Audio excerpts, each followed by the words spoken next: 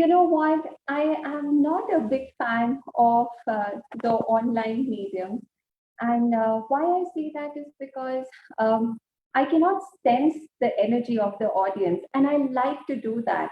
So even as I may have done so many Facebook lives and Instagram lives in the last couple of months, there's nothing to match the energy of a physical event where you can be in front of your audience and you can see how they are reacting to your stories.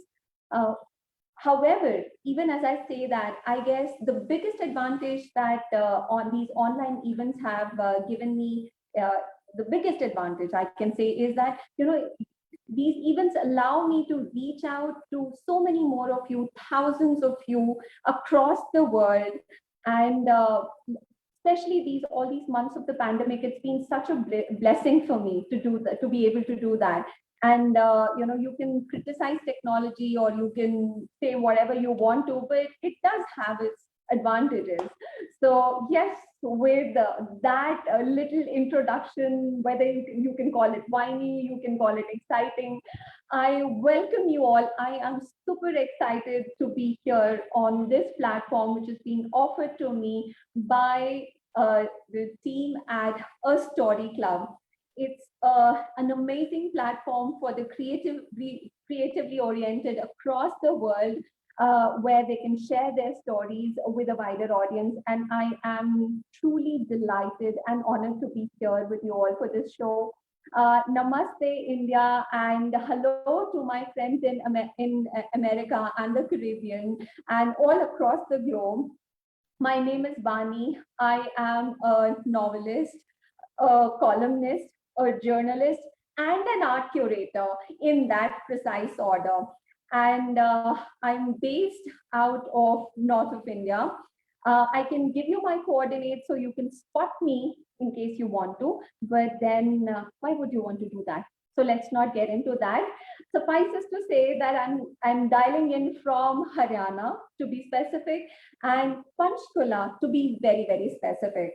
So I welcome you all, and I have told you that this platform has been offered to me by A Story Club, but I also want to thank the whole team at A Story Club, which is bringing in these events to you every week. So that's what I've been told, every week, and I've seen a lot of their videos. They are doing such an exciting work. And I want to thank Arun Bhagwati, Shivani Dalal, and Ritika and Rahil. So thank you guys. You don't know what you're doing, but thank you so much.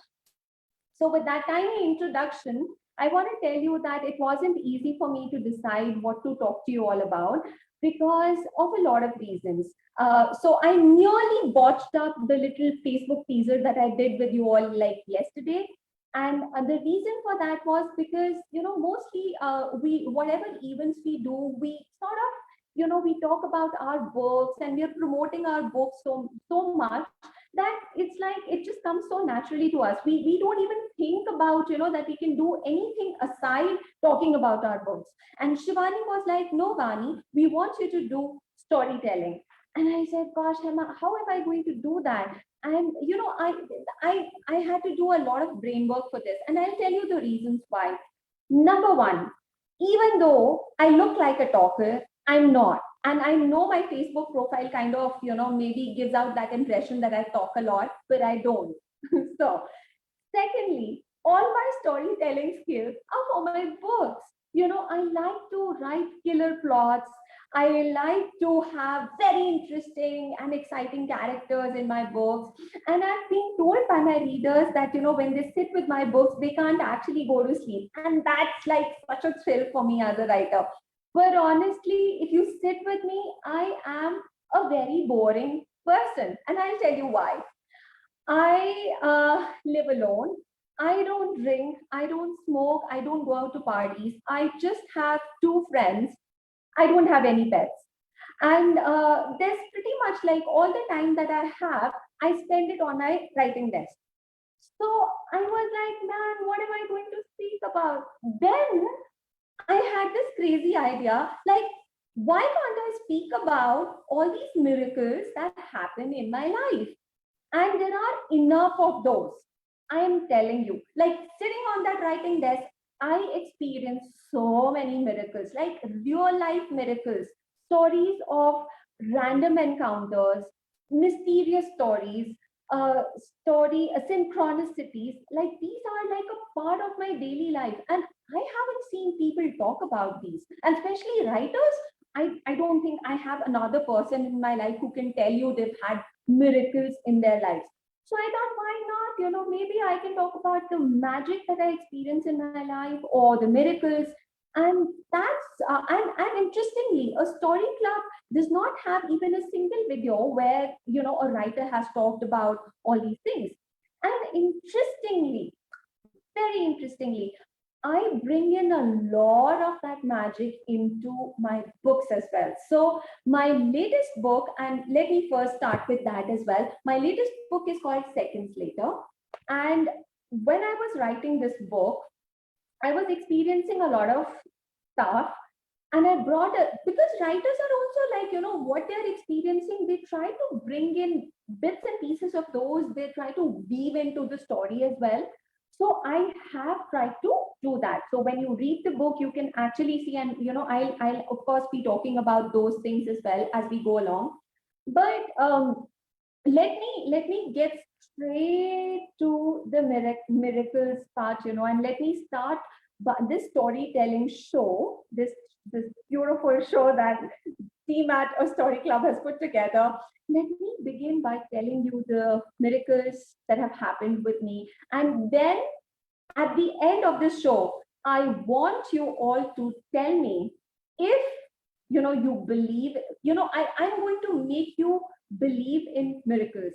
And you have to tell me whether I was successful or not. So let's have this deal, because I can't see you, but I've been promised that I'll get your comments and questions and anything that you have to say. So it would be lovely to hear back from you, like what you think about these things that I have experienced. Okay, let's begin this journey.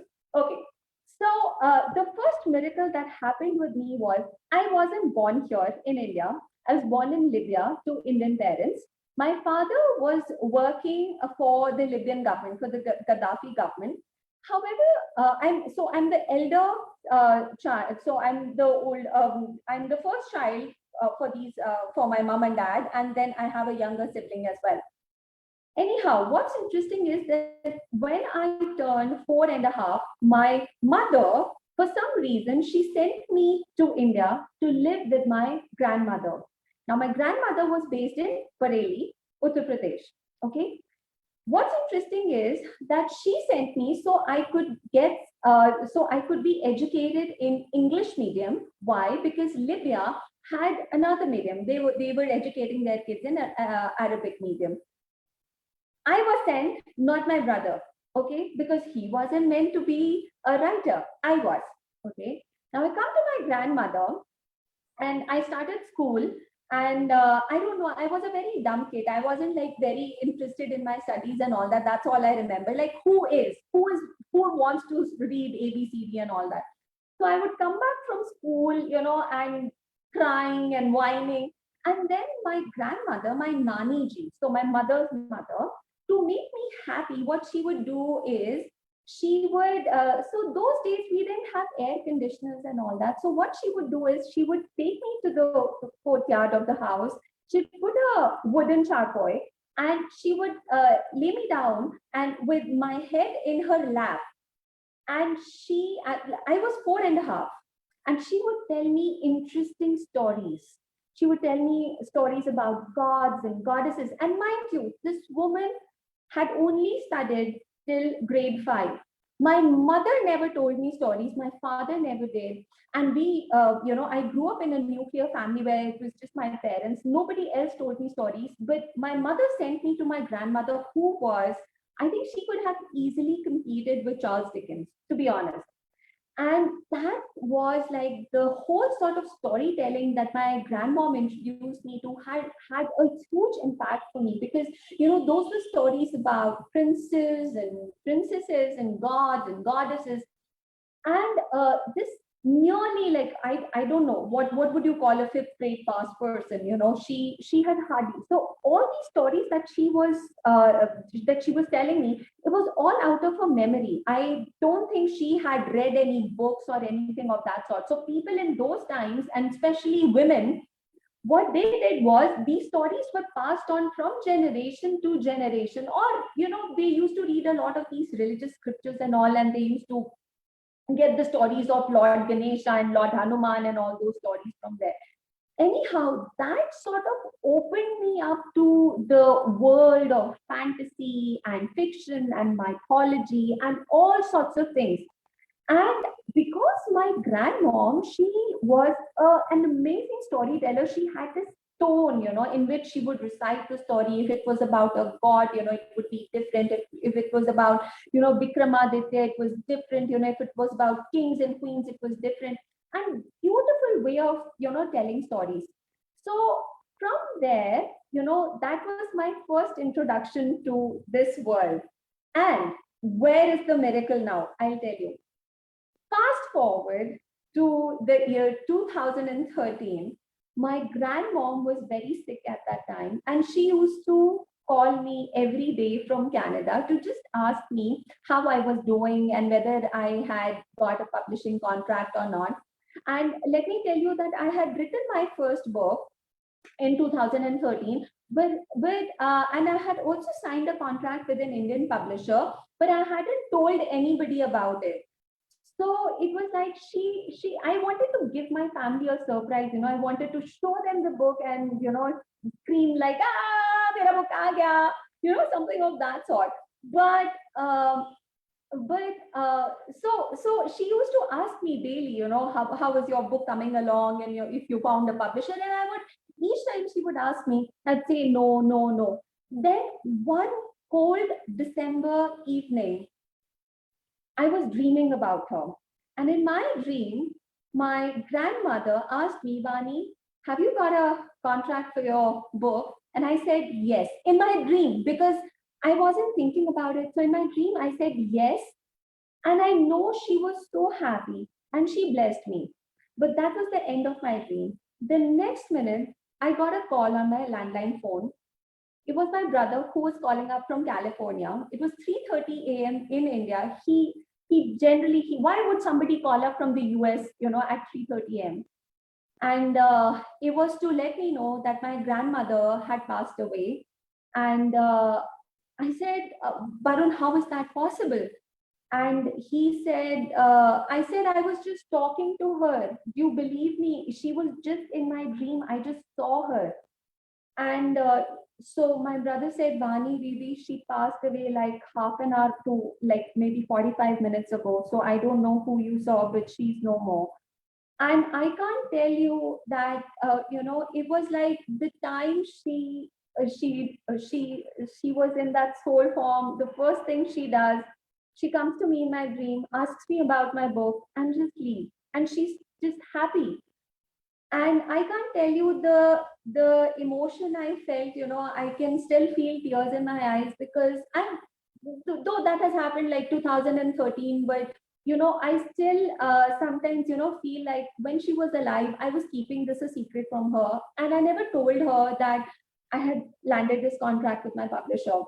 But interestingly, I've had frequent visitations from both of my grandmothers. So my grandmother from my father's side also visits me a lot in my dreams, even now. And my mother's side also, she visits me in my dreams. So then I realized it's okay. And then, they just come, they ask me about my books, and they just talk, like they don't talk to me, but sometimes they do, but they just kind of come and comfort me. So I don't know if this is normal for people to have visitations from their loved ones, but I get them all the time. So this is one miracle that I wanted to share with you, and how that connects to my books is because I like to weave dream sequences in my books as well. And one that I have specifically, if you don't mind, I would love to read it out to you. I believe that your dreams show you what's gonna happen, and I know people don't believe when I tell them that. But I would say, you know what? I have all sorts of dreams, and most times my dreams are giving me some signal of the things to come. Like I've had dreams of, I have dreams of people who've passed on. I have dreams about animals. I have dreams about things that have not happened. So this is such a this happens with me with such a frequency that it wasn't possible for me when I started writing my book to not bring it into my book. And so there is this whole dream sequence. Like I tried to weave it in the life of my protagonist in seconds later, which I would love to read out to you. But it's slightly, slightly disturbing. And I'll tell you why. This book, Seconds Later, is the story of a young TV talk show host who thinks she can handle fame. She's very young. She's all of 19. Everybody wants to be famous at 19. But what she doesn't know is that there's a price to pay for fame. Fame doesn't come easy. It has got a price to it. And she doesn't quite realize it until she is lying, she finds herself lying in a pool of blood next to her killer, not knowing whether life will give her another chance to be with the one she loves or not. So, if you read the book, you will find that out. However, in the book, there's a man who is stalking her, and there's a sequence where this man comes as close to harming her physically as it can, like as a man can. And but Nikita has already dreamt about it, and I would like to read that small dream sequence that I have. And you can see for yourself how it sounds to you. And yeah, you can buy the book. It's available on Amazon. So here is my protagonist is called Nikita. She's 19. She's all of 19, and here is what she dreams about. Okay, I'm going to read it out to you. Sometime during the night, I find myself in the middle of a thick forest, running faster than ever before. From whom? I don't know. My forehead is clammy and breath is ragged. I turn my head to look back, and seeing that no one is pursuing me, I scramble over the splintered base of a tree and crouch down behind it so she can see that she's running from the stalker in her dream. A man sneaks up from behind me and locks his arms around my neck. And no matter how much I kick and push him, he doesn't release me from his grip. So this is all happening in her dream. I'm on the verge of passing out when I hear a voice shrieking into my ear to not give up and keep fighting. Flinging my arms around and up to my attacker's face, I claw his eyes out. Suddenly, a loud cry of extreme pain reverberates through the forest. Then she almost like, because there's been somebody, she hears somebody scream, she almost like wakes up. Startled, I wake up from my sleep and realize it was just a dream, probably a result of the unpleasant events that transpired between me and Ali. So this is like a small dream sequence that I weaved into the story. This is the story. And yeah, this was like all about my grandmom and the visitations and the miracle with all the dreams and the miracles with all the dreams that I have and all that I also bring into my books and my stories. So that's my miracle number one. But okay, okay. So that's my miracle number one. But if you have to, if you do not believe this, I'm going to tell you a story that's going to blow your mind off. I am telling you the truth, and I have proof for this one. So just tighten your seatbelts and sit nicely because this one is really big. So I started my career in 2004 working as a journalist. I used to work as a business journalist for the Times of India and the Financial Express. And both of these are like very huge papers in India, newspapers in India. Anyhow, there was this thing about writing novels somewhere, at the back of my mind, that because I can write, I've got to write a novel. And somewhere along, I used to keep thinking about stories, like what to write about, because, if you're creative, you have 10,000 ideas in your head coming to you from all sides, oh, let me write about this, let me write about this. But honestly, whatever I did was like mostly half-baked effort. And I remember writing one 5,000 words novella or something, something ridiculous at one point in time, and then trashing it all. I may still have it somewhere in my email, but it was all trash. Anyhow, something happened then, because nothing was working out on the writing, the novel front. I left the comfort of a full-time job and I went to London to pursue an MBA degree from Kingston University. This was interestingly, the year for this one was 2008, and as you all know, we had one of the biggest recessions in, like, we are also now going into that same recession of Bhagwanji that should not happen with anybody. But then, yeah, that was another point in time when when the globe has seen, like, or major economies across the globe go into this recessionary phase.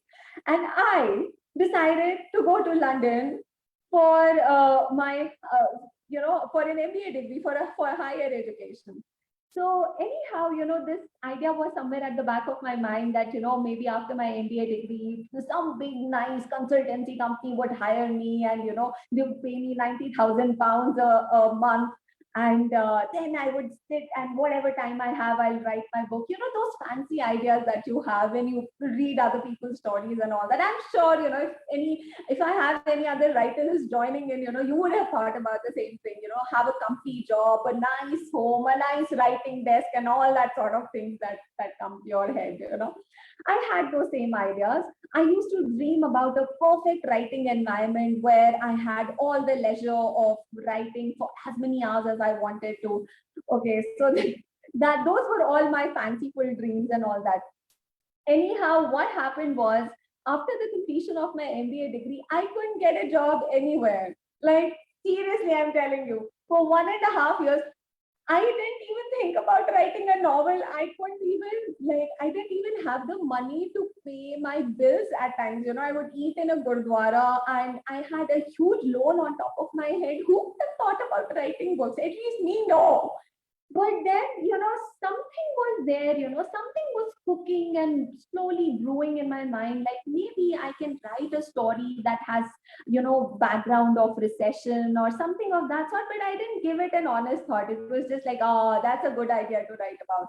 And then, anyhow, I found a job at a very small tuition center in central London. So I also have an economics degree. I have a master's degree in economics from Punjab University. So I thought, let's put it to good use, at least find something, to eat, so I can earn money to eat.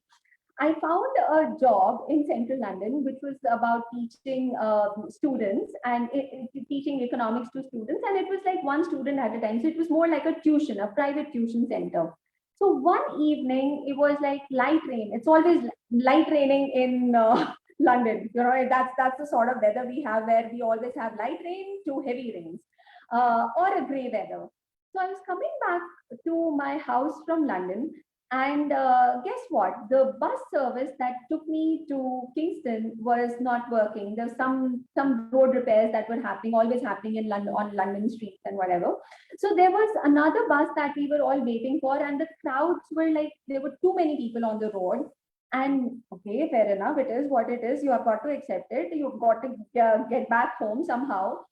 And I'm waiting. So there's this bus that comes, and I get into that bus, and I get into that bus. There's no seat on the lower deck. It's all like full. People are standing everywhere. So I go on the upper deck, and there's just one seat. Okay. So in this whole thing, I have to travel back to Kingston, and I'm in central London, Baker Street to be specific. And there's one unoccupied seat on the bus. And I go and sit there, but there's a magazine that's lying on that seat. So I pick up that magazine and I'm like, okay, I'm about to flip it, like, or maybe, tuck it under my seat. But then I look at it, and what does it say? It says, why? You'll have to believe me because I'm showing you evidence for that. Why now is the time to write that book? You know, and honestly, this is a stylist issue, and this is for 2010, and it just lands into my arms. And why would I get a book in a random bus about writing a novel? Like, if you want to ever write a novel, this is the time. And guess what? I was like flipping the pages of the book, and inside there is this whole chart. Like, these are the steps you need to take after you've finished writing your book. Like, you've got to finish your manuscript, you've got to write a cover letter, there has to be a submission package, then you've got to get yourself a literary agent, how to contact a literary agent, how to submit your full package and all that. Every tip that you can think about is in the book. Okay. And I followed it to the letter, because up until that time, 2000 and so this happened in 2010. I started writing my first book in 2011. Up until that time, I had no idea what to do after you finished your manuscript. So this was just, like I said, something at the back of my mind. I just knew that I have to finish those 60, 70,000 words first, and then I'll start thinking what to do about it. But this book introduced me to everything that I needed to know. And that's not it. When you write for the first time, and a novel that too, it's like it's about 60, 70, 80,000 words. And I was a journalist. So I was used to writing those 300, 400 word pieces for my newspapers. But this was a mighty piece. Like, this is like 60, this is about 250 pages. And I wasn't so sure, like, whether what I was writing was even making sense to somebody else or not. So again, this book gave me the contact addresses for all the editorial agencies in London. I picked up one of those, and I even worked with them for the next 5 years to come. So this was like, this like opened my eyes. And I'm telling you, I whenever I still sometimes, sometimes, when days are not like really good, I still sometimes question myself, like, am I on the right path? Is this what I came here to do? Am I doing the right thing? And then I always go back to this book. I hold it in my hands, and this is what, it's like, okay, maybe some higher power wanted me to do this. Otherwise, what is the chance that you're traveling in a bus in central London, and, a book like this lands in your hand and, helps you so much in your journey? So this was my second miracle. I hope, you enjoyed listening to this story, because there's another one coming up, and you have got to believe this one as well. So there was like, these years passed. My first book came out, then my second book. I'll tell you, that was also a miracle, but that's for later. That's the fourth miracle that I'm going to talk about. Somewhere along 2018, I started to give up. I had written one book till then. My second book was ready. My third book was ready. Nothing was getting published. I hadn't, I wasn't with any literary agent at that time, not represented by anyone. This moment, I am represented by the Book Bakers. It's one of India's leading literary agencies. So, but that point of time, I was really like, I was nobody, and I was getting very disappointed with the whole scenario and everything. And I decided to give it all up for a full-time job. I said, okay, you know what? People do that all the time. They don't just keep pursuing their dreams. You have to get bread and butter on the table and all that. So I decided, okay, enough is enough, and I don't want to do this anymore. And let me just think about something else for myself. And I was resolute, like, this is what I'm going to do. I'm going to find myself a good job. I'm going to earn money, and maybe when I get to 50 or my 60, I'm going to find time to write a book. That's what most people do. Anyhow, I call up this friend of mine. I'm crying and all that, and I tell him, look, you know what? I cannot do this anymore. I'm sorry. I'm giving it all up. And I tell you, I was very serious. And I spoke about this in my Facebook teaser as well. I was damn serious, like as serious as you can be. And I still remember it was 2:30 p.m. in the afternoon. I'm talking to this friend and crying my buckles. And then randomly, because girls do all sorts of things. Randomly, I check my Twitter account, and just at that moment, I get a message from a woman in Oklahoma in the United States. And she DM'd me. She actually sent me a personal message, and I'll tell you what it had to say. I have written it in the acknowledgement section of the book as well. And this is what she had to say. You should continue writing. Words are powerful, they have the power to change lives. They live on, and I believe artists have unique opportunities to share their gifts with other members of the society. Know you will be in God's hands, and my prayers, Avis. And I have acknowledged this tweet. I have proof of this tweet as well. I can't show it to you because it's on my phone and my phone is on silent. But I honestly, I was like, God, what are the chances that you're there, ready to give it all up, and a random person who you don't even know, like, how many millions of users use Twitter every day, or there are 330 million active users on Twitter. Tell that to Elon Musk. He needs to know that. And out of that, there are about 200 billion tweets that are happening in a year. Out of that, somebody, some random person sitting in some corner of the globe messages you and tells you just what you want to hear. This was like nothing short of a miracle for me. And honestly, I was writing this book at the time. I was writing seconds later, and it was so, I don't know, I felt so disappointed that day. I just wanted to give it all up, but I'm glad I continued my journey. I acknowledged Avis, but there's another interesting story about Avis that I have to tell you. She happened to have read my first book. And this woman, who I don't even know where she is, I have a couple of letters from her in which she says that her grandmother had passed away. And she was like, she actually landed in the hospital because she was so sad, and she couldn't take the whole thing. And it was, she had all those drips on, and people are just praying for her life, and very very less of chance for her to survive the thing.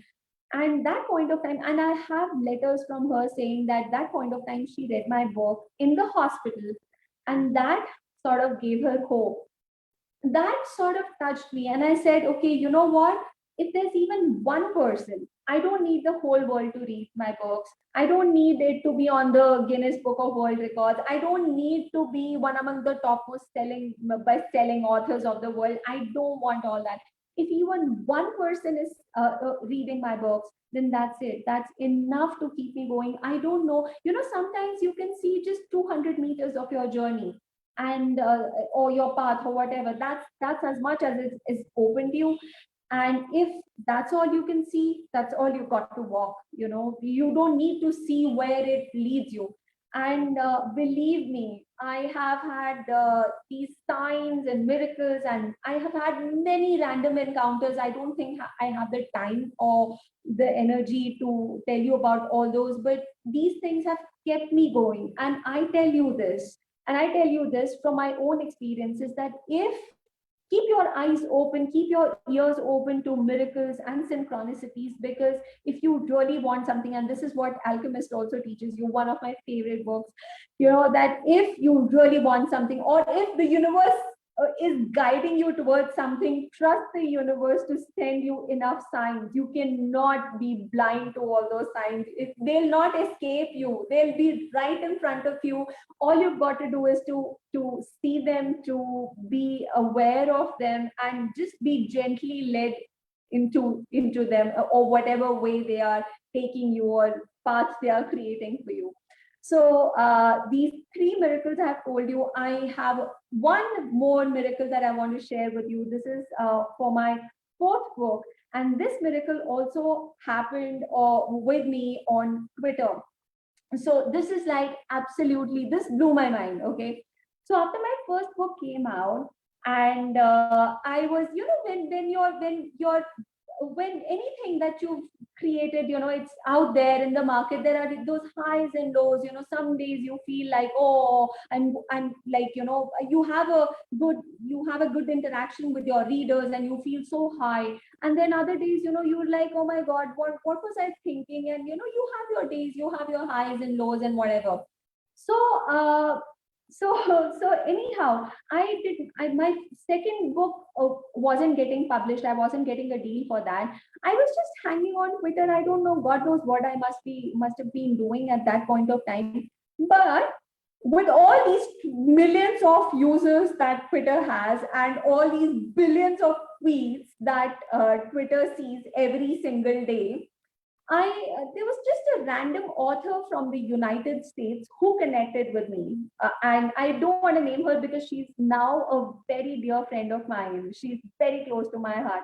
But she connected with me and she started messaging me, like sending me good morning messages every day, and I was happy. I am very nice and gentle and polite, and she had a very happy vibe to herself. So I was very drawn to her energy, and she happened to be almost like my mom's age maybe. So, and nothing, like she wouldn't say anything which was mean or anything. She would just be very gentle and very nice. So anyhow, she was a cookbook author, and she said, Vani, I want to send you my book, and I want to send you a couple of more things with that. I said, fair enough. And she sent me a big package. It had, god knows, it had all the kitchen equipments. And this is just a random person I met on Twitter. She was so sweet. She sent me this package from the United States to India, and she's still a dear friend of mine. And what happened was, this lady friend of mine, she happened to meet some artist in the United States while waiting outside a restaurant. She was waiting in the line and she didn't get a seat. She couldn't stand. This other person offered her a seat. Something of that sort happened. And the artist mentioned that she was looking for somebody to write a book for her. And my friend told her that, you should contact this Indian friend of mine. She's very good. She's a writer and all that. This was just a random interaction. And the next day, I get an email from, first there was a tweet from this artist, and then she sends me an email requesting me to write a book on all her paintings. I was like, what? It's like, let me tell you, if you don't get it, it's like you meet a random person on Twitter who has maybe not even read your book. She happens to refer you to another random person who wants you to write a book on her paintings. And guess what? I wrote, that was my second book. It was released, it was published in the United States. It was released in Los Angeles, in one of the biggest galleries, art galleries of Los Angeles in 2019. And the name of the artist, the whole book, it tracked the journey of this artist along her 4-decade artistic career. That was my second book. So that was another miracle that I wanted to share with you. But honestly, over the years, I have experienced miracles of random encounters. I've had random encounters and miracles in my dreams and visions and all that sort of stuff, which is sort of given me so much of encouragement to keep going and to keep going no matter what is happening around me. So I don't know how much you all believe in miracles, but I do. And hopefully out of this whole storytelling show that I have had, I'm also able to open your eyes up to these miracles happening all around you in your life. So with that, I want to thank you all. And you can read, of course, there are some of those in my book as well. You can now, I'm open to questions, any questions that you might have. Please do feel free to ask me. I can tell you, meanwhile, in this time that we have, that I can see any questions from you all, I'll tell you about another miracle that I experienced in my life. This was like, and this is again a random encounter. And most of these interactions happen over social media. So as much as I may whine about social media, it's also helped me a lot because it's connected me to people that have done like that have done so much for me without even me asking them to do it. So I was planning a grand launch for my book in Delhi, and I had no idea how I was going to pull that off. And this was in the year 2007 16. So I had no idea how I was going to pull that off. And I just randomly connected with a person on Facebook. He was again very old and seemed very gentle and nice. And he started asking me, okay, how's your book going? And I started telling him it's going well. I'm planning a launch in Delhi. And he goes, okay, you know what? So have you contacted newspapers? I said, no, but then I'm planning to. He said, oh my God, you have your event in a week. You should already be on the ground sending out your press releases to people, unless, of course, you're working with a PR agency or something. I said, I'm not. I don't have that sort of money to engage a PR agency, not at that point of time. Today I have, but not like in 2016 when I started writing books. He said, you know what? Give me a few hours. I don't sleep too much. I only, and believe me, I met this person just like an hour. This was just an hour of conversation, and he said, you know what? Let me get up tomorrow morning. Let me send you a whole list of phone numbers of newspaper persons, newspaper journalists in Delhi. You can contact them, see if something works for you. And I think that was the most, and I don't live anywhere near Delhi. And Delhi reporters, it's not easy to actually get your coverage done in the newspapers in Delhi because obviously they're so crowded with all the news of Delhiites. And I'm from Panchkula, which is like 6 hours away from Delhi. So I wasn't expecting anything. I didn't go with any high expectations. And guess what? That was the best event I had, the book launch event. It was covered by Economic Times, Business Standard, The Hindu, Business Line. Then it was covered by a couple of TV channels and 2, 3 newspapers. It's all there on my website. So these sort of things have happened, and I always wanted to have be on TV. That also happened by chance. So I went to Lucknow for a literature festival, and somebody happened to see me there, refer me to a person in Doordarshan, which is our national broadcaster. That person contacts me the next day and she says, Vani, you're on TV and, in a week's time. So I said, but how did you come to know about me? And she goes, somebody saw you in that Lucknow Literature Festival. I said, wow, wow. So I think, these random encounters and all happen all the time for me. And yeah, so that's about the storytelling. Uh, would you? I hope it won't be too out of line to read a few pages from my book. And this is a book that is very close to my heart, and I'll tell you how this came about. So when my first book came about, and the miracles part is over now. So just to tell you, that bit is over. But I'm also excited since this is a platform for readers and writers. I want to read out a couple of paragraphs from my book, if you don't mind. And so this book is again very close to me. What happened was when my first book came out, that was in 2014, 15. I was not familiar with the world of social media and how to go about marketing and promoting yourself. So I was not really too focused on how to do it all. And what used to happen was I used to get tagged in obscene posts on Facebook, and I didn't know that there were any rules of tagging or anything of that sort. And Instagram, I used to get marriage proposals and all on Instagram. So it was like very intimidating for me. And when I was writing this book, I actually brought in all those things in this book as well, where this young girl, she's naive. She's all of 19 and into the stardom, and she has a huge lot of followers. and she doesn't know how to really deal with her followers. And some of them, so there is also toxic fandom. So that again, I try to bring in from all my experiences early on in my writing career. I try to bring all of that into my work. And if you don't mind, I'd love to read a couple of like paragraphs from here, but you will have to just give me 2 seconds to look for something, because I know what I'm going to read. And yes, yes. And okay, there is one. Yes.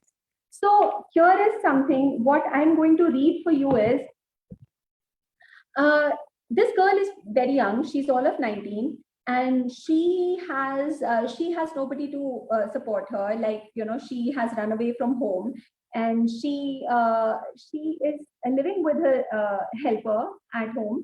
And she's too naive and too innocent. She's not used to the ways of the stars and celebrities, how they should conduct themselves. So the house help is actually giving her some tips about how to go about things and all that.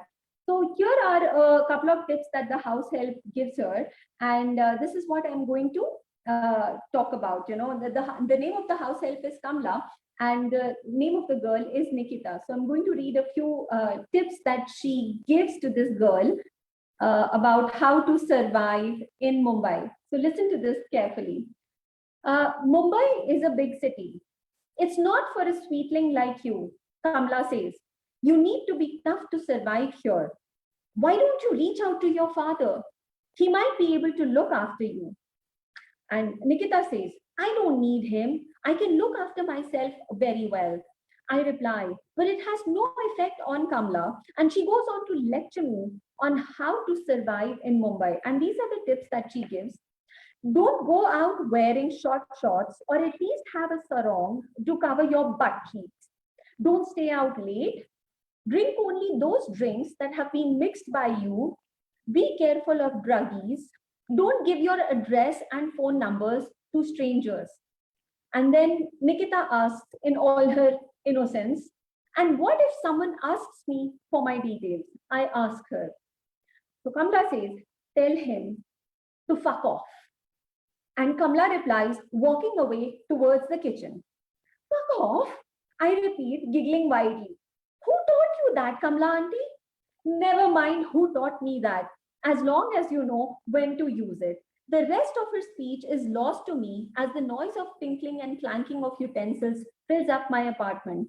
So these are the tips that Kamla gives to Nikita to survive in Mumbai. And most of these tips, we are, again, as girls growing up in any Asian country, we are given, by our parents and all, by our grandparents, these are the things that you have to do. So it's all, familiar territory for us when we go to a big city. These are the things that you have to do or not to do or whatever. So this is what I bring into this book as well. There are a couple of episodes, and I'm sure you're going to enjoy those. And it's been a wonderful interaction. I've loved putting this all together. I hope you all enjoyed it as well. If there are any questions, I'm happy to answer those. But overall, yeah, so this was about my miracles, about my books, about all else. I hope you all enjoyed. Thank you for giving me your precious time on a Saturday morning, afternoon, or evening, whatever it is in your country. In my country, it is pretty late. So thank you so much. Thank you. Any questions? If you have any questions, I'm happy to answer those. Okay, good. Then thank you so much, viewers. Thank you so much for listening to me. It's been incredibly exciting for me, and I want to thank the whole team at A Story Club, especially Arun and Shivani. Thank you for putting this all together for writers and readers alike. And this is amazing work that you all are doing. May God give you more power. Thank you so much.